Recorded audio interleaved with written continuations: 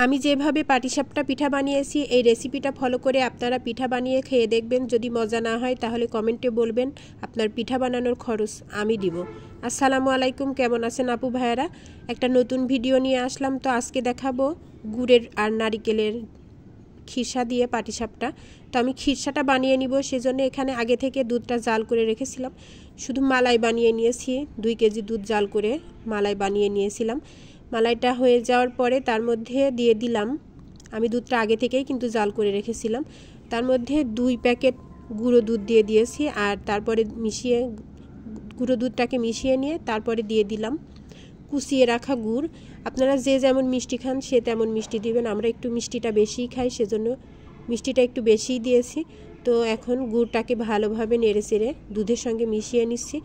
মেশানো হয়ে গেলে তারপরে আমি এখানে দিয়ে দিচ্ছি 3টা ছোটো এলাচ। ছোটো এলাচটা দিলে মিষ্টি জিনিসে কিন্তু ফ্লেভারটা খুব সুন্দর আসে। তো পরবর্তীতে কিন্তু আমি এটা খুঁটে ফেলে দিব। তারপরে দিয়ে দিলাম কুড়িয়ে রাখা নারিকেলটা দিয়ে ভালোভাবে নেড়েচেড়ে খিরসাটা রেডি করে নিব।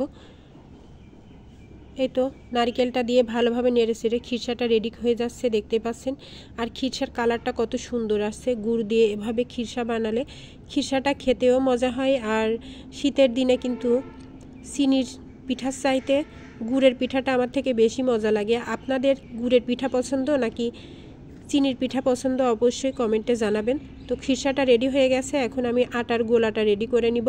এখানে ময়দা নিয়েছি, ময়দা দিয়েই কিন্তু পাটিসাপটা পিঠাটা ভালো হয়। আপনারা ইচ্ছে করলে অল্প সামান্য দাঁতের নিচে পড়লে ভালো লাগে এমনটা মনে হলে পোলাওয়ের চাউল দিতে পারেন। আমি সবসময়ই পাটিসাপটার এই গোলাটার মধ্যে কিছুটা পোলাওয়ের চাল দিই। 1 মুঠো চাল ভিজিয়ে রেখে আধা ভাঙা করে ব্লেন্ড করে দিই। তো আমি এই গোলাটা রেডি করে নিয়ে তারপরে আমি ব্লেন্ডারের পোলাওয়ের চালটা গুঁড়ো করে পানি দিয়ে, আমি গুঁড়ো করে দিব না, পানি দিয়ে ব্লেন্ড করে দিব। এই তো দেখতেই পাচ্ছেন। এখানে কিন্তু ভাঙা ভাঙা চাল পুরো ফিনিশিং করে দিই নাই, দাঁতের নিচে পড়লে ভালো লাগে। পোলাওয়ের চালটা এক মুঠো পরিমাণ দিয়েছিলাম। তারপরে গোলাটা রেডি করে নিয়ে একটা মাটির মানে খুঁড়ির মধ্যে রান্নার যে সাধারণ তেল, সেই তেলটা নিয়েছি। আর কলার পাতার ডগা থেতো করে আমি এইটা কড়াইয়ের সঙ্গে তেলটা ব্রাশ করার জন্য নিয়ে নিয়েছি। তো সেই জন্য কড়াইয়ের সঙ্গে আমি তেলটা ব্রাশ করে নিয়েছি, ওটা স্কিপ হয়ে গেছে। তো তারপরে গোল চামচের 1 চামচ করে গোলাটা দিয়ে তারপরে গোলাটাকে সুন্দর করে হাতের মাধ্যমে ঘুরিয়ে নিচ্ছি। কড়াইটাকে সুন্দর করে ঘুরিয়ে নিলেই এভাবে সুন্দর একটা পিঠার শেপ চলে আসবে। তো দেখতে পাচ্ছেন কিছুটা পানিটা টেনে আসলে, মানে গোলার সঙ্গে যে পানিটা থাকে সেই পানিটা কিছুটা টেনে আসলে তারপরে আমি নারকেলটা দিয়ে দিব। তো গোলার পানিটা মানে একদম শুকিয়ে গেছে, প্রায় শুকিয়ে গেছে। তখন আমি নারকেলের যে খিরসাটা বানিয়ে রেখেছিলাম সেই খিরসাটা দিয়ে দিব। আর এই খিরসাটা বানানোর পরে অর্ধেক খিরসা এমনিতেই খেতে কিন্তু শেষ হয়ে যায়। বাচ্চারা খুব পছন্দ করে এই খিরসাটা। তো এর মধ্যে কিন্তু খাওয়ার মতোই সবগুলা উপকরণগুলা, খুব মজার উপকরণগুলা, সেজন্য বাচ্চারা খুব পছন্দ করে এটা খায়। আর আমার বাড়ির প্রত্যেকটা মানুষ এভাবে পিঠার গায়ে নকশা হয়ে যায় আর হালকা মানে কড়া করে ভাজতে বলে, যেন পিঠার গায়ে নকশা হয়। দেখতে পাচ্ছেন পিঠার গায়ে কিন্তু খুব সুন্দর নকশা হয়েছে। সাদাটা খেতে পছন্দ করে না, আর এভাবে আমি নকশা করেই সবসময় বানাই। দেখতে পাচ্ছেন উল্টে দিলে কিন্তু খুব সুন্দর একটা নকশা হয়। ওইটা বাচ্চারা খেতে পছন্দ করে, সেজন্য আমি এভাবেই বানাই। সাদা করেও বানাই, যে যেভাবে খেতে পছন্দ করে সে সেভাবে খায়। তো দেখতে পাচ্ছেন আমার পিঠাটা বানানো রেডি। এভাবে আমি সবগুলি পিঠা বানিয়ে নিচ্ছি। এ তো আরেকটা পিঠা দিয়ে দিয়েছি। আর পিঠাটা যখন উল্টে দিব, হওয়ার পরে যখন উল্টে দিব অপর পাশটা, তখন এভাবে আবার কিছুটা তেল ব্রাশ করে দিই।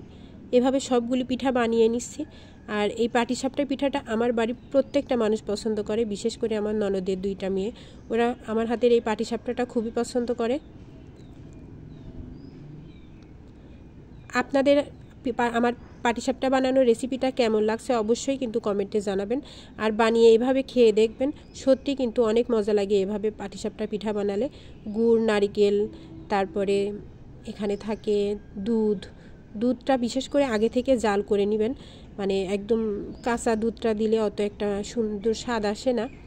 আগে থেকে জাল করে একদম মালাই করে নেবেন দুধটাকে, তারপরে খিরসা বানাবেন।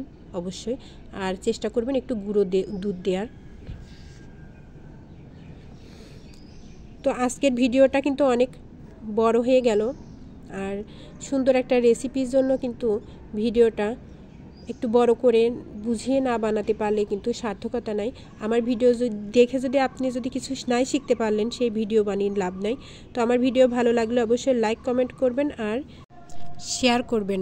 ভালো লাগলে পাশেই থাকবেন। ধন্যবাদ।